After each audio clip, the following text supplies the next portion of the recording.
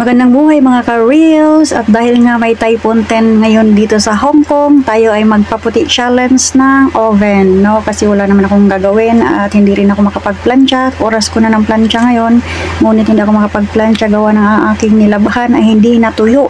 At dito lang ako nagsampay sa loob, gumamit lang ako ng modifier. Ayan ang problema dito kapag ka maulan, dito lang kami sa loob magsasampay. So ayan, tinanggal ko na ang kanyang mga takip para malinisan. So tingnan nyo naman, grabe kadumi at marami ng mga sunog-sunog sa gilid. Kahit everyday ko ay nalilinisan, yung mga oil lang ang nakukuha ko kapag ka nililinis ko everyday, no? Pero yung mga yan ay hindi natatanggal. So kailangan talaga yan ng matinding kuskusan. So try natin ngayon ang ating power sa paglilinis nito at tingnan natin kung gaano natin ito kayang paputiin gamit lamang ang steel wool at liquid soap.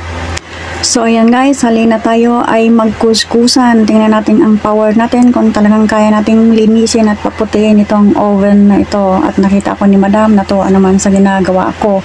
At hindi naman ako nakita nakaupo lang at nagdot-dot ng cellphone. So ayan guys, tingnan nyo nga kung okay na yan. So wala na talagang magagawa. Ayan lang talaga ang carry ko. Hindi na talaga maalis yung mga brown na yan kasi matagal na rin naman itong oven na to sa kanila. Pagdating ko nandito na yung oven na yan.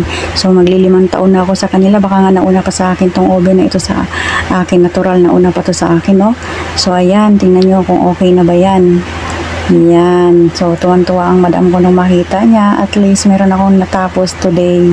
So yan, kung wala tayong ginagawa, maglinis-linis din at magkuskus-kuskus din pag may time. So ayan, nilagay ko na lahat ang kanyang mga patungan. So ayan lang guys, have a nice day. God bless us all, and please don't forget to follow, like, and share my video.